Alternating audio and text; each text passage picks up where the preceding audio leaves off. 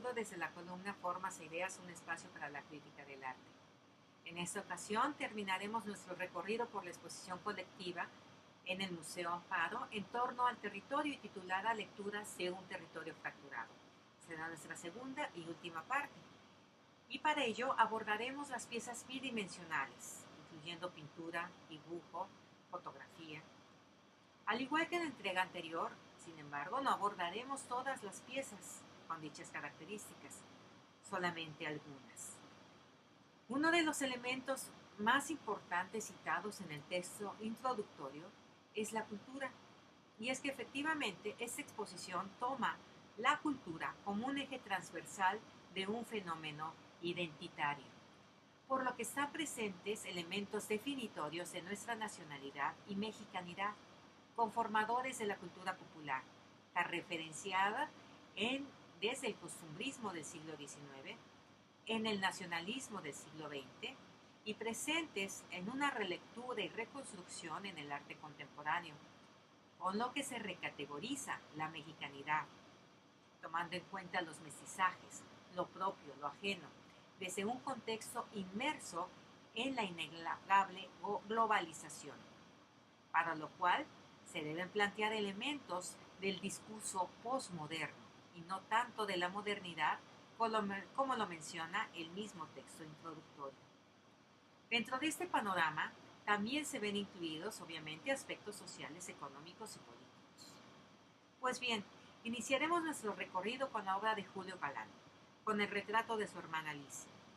En toda la superficie de la tela resaltan elementos del folclore mexicano, con un toque actual, personalizando la representación, como corresponde al estilo de Galán, con el uso excesivo de tonos claros en la piel, incluso blancos, con representación de elementos ajenos a toda lógica de representación como esferas, en este caso, y fragmentos de otras pinturas que se presentan aquí flotando o adheridas a superficies imposibles.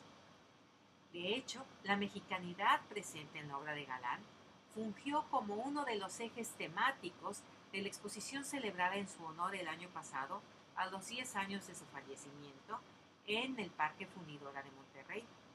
Considerado por lo mismo como neomexicanista, así se le dio a conocer a Galán desde la década de los 80.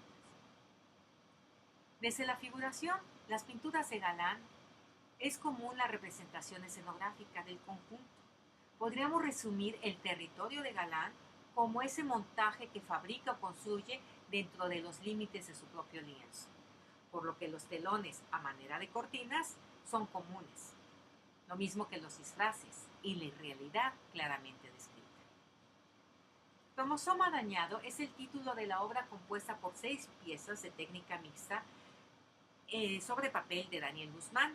Daniel Guzmán suele ilustrar la vida cotidiana de una ciudad tan cosmopolita como caótica y desordenada como lo es la Ciudad de México, con una crudeza descriptiva que en un solo plano donde las figuras se mueven, flotan, se cruzan, se separan, pero siempre dejan marcas de esa interacción. Con notas de caricatura, el trazo muta de una forma a otra constantemente, con influencias del expresionismo abstracto también, en una relectura contemporánea basada en presencias del pasado, pero con los conflictos y las violencias del presente.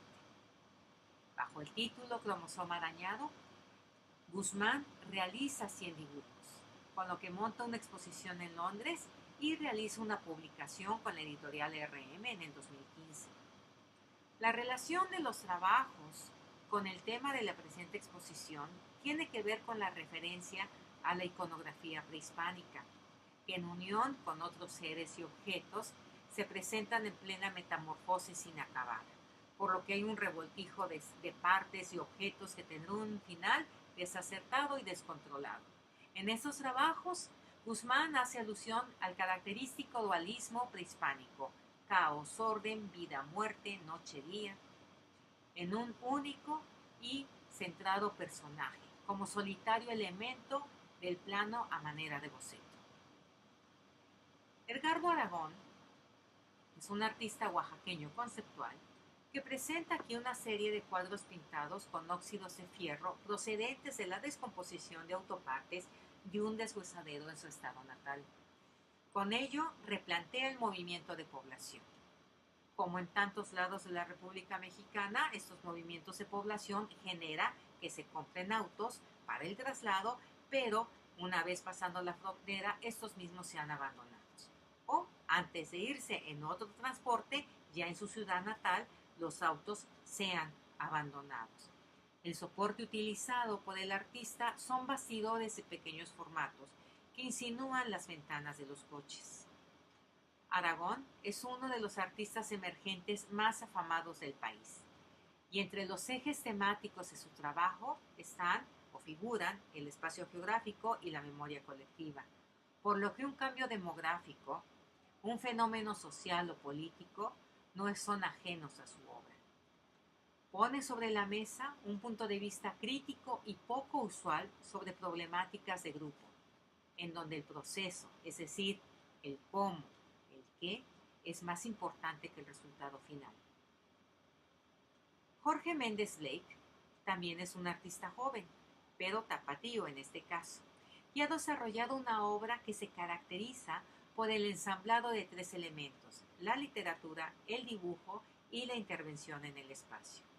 De tal manera que varios de sus trabajos han consistido en dibujar dentro de la galería a partir de un texto literario, generalmente literatura clásica. Por tanto, la letra es una constante en su trabajo, lo mismo que la página o ensamblados que aluden a las páginas de un libro. Con sus piezas en esta exposición hacen referencia a los volcanes. Méndez Lake continúa con su particular estilo de trabajo y con una calidad de dibujo innegable en tonos claros grises, realiza un dibujo orográfico que describe una elevación fisurada por las barrancas que le rodean y que al descenso se engrosan. El lápiz también describe la textura de la vegetación, así como la irregularidad del territorio, que se resalta por el blanco del papel. La nieve, quizá. Su siguiente trabajo en esta misma exposición es una hoja literaria apenas intervenida, pero que apela a lo sentimental desde lo geográfico, y su capacidad de afectar a la literatura y a las artes de la misma manera que a las destrezas y a la nostalgia. Magali Lara es una artista gráfica que también es conocida por sus numerosos ensayos en torno a la teoría del arte. Además, ejerce la crítica del arte contemporáneo en la Ciudad de México. En esta exposición presenta 6 trabajos de pequeño formato, que si bien podrían funcionar de forma independiente, el conjunto de los trabajos acrecienta las opciones del espectador. Se tratan de pequeños collages pertenecientes a la serie Ventanas, organizados cada uno a base de líneas rectas, trazadas o por los recortes o los bordes de los conformadores del collage, lo cual no es común en los trabajos de Lara, pues Lara se distingue por el uso de manchas y trazos a lápiz gestual libres. Los elementos aquí de estos collages han sido cuidadosamente dispuestos, recreando una serie de paisajes o de territorios o de mapas, con algún acercamiento literario. También presenta un collage en mayores dimensiones, también de la misma serie, en donde se ausenta también lo gestual, lo espontáneo, lo accidental, dando paso a una meticulosa distribución de elementos en un espacio apenas ocupado. Un artista que ha compartido trabajo con Magali Lara es Luis Hidalgo, tanto en proyectos de producción artística como curatoriales. El trabajo de Hidalgo radica en los medios de manufactura. Confronta los medios tradicionales con los dispositivos electrónicos, poniendo en tela de juicio unos y otros, utilizando unos y otros en su propia obra.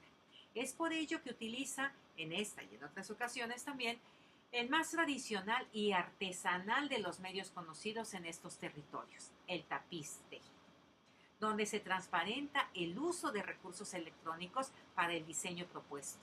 Incluso se resaltan los bordes de los píxeles sugeridos en la superficie tejida.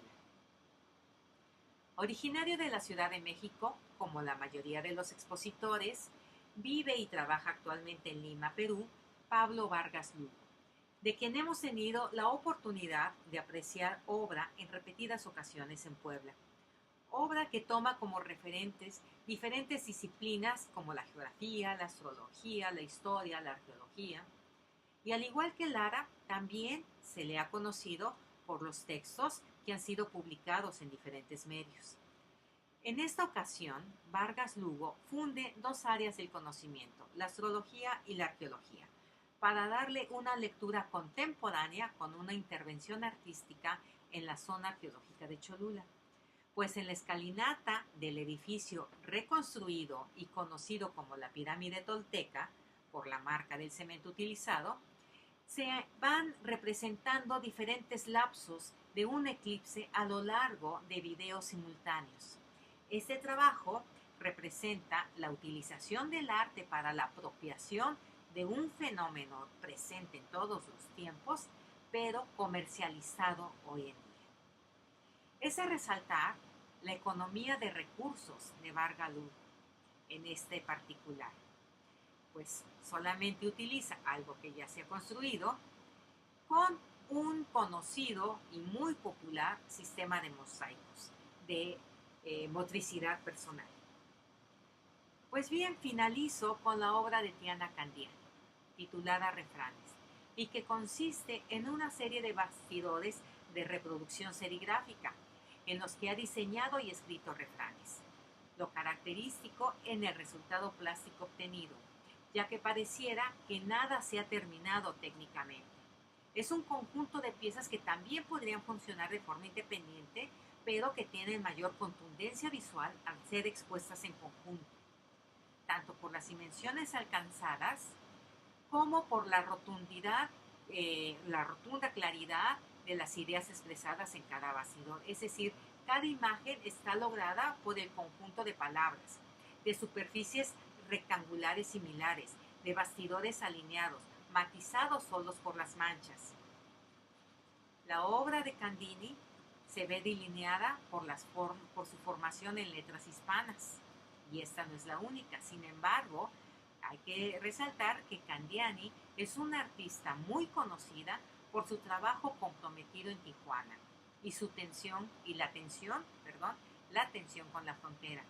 Seguramente alguno de estos trabajos podría haber encajado mucho mejor en esta exposición que no la de refranes. En el conjunto de la muestra se distingue, no solo por el título, ni solo por los textos de apoyo, una unidad temática sustentada en el territorio. Mas no se aprecia un hilo conductor ni una ruta guiada en subtemas, o en alegorías estéticas o discursivas, o en soportes o formas de representación, o contenidos desde los diferentes aspectos de la cultura. No lo hay. Por otra parte, sí se aprecia una mejoría en la impresión, distribución y ubicación de los textos de apoyo, pues en exposiciones anteriores de la misma institución, en algunos era común que los textos parecían inaccesibles o de difícil lectura. También cabe resaltar que algunos de los contenidos del texto son cuestionables, como el uso exagerado y repetido del término moderno, modernidad, incluso hasta modernismo. Expresión esta última que no aplica a ninguna de las piezas presentadas, ni por época, ni por contexto, ni por estilo, ni por propuesta. Aquí hace falta una adecuación teórica que los profesionales en el tema podrían solventar. Muchas gracias.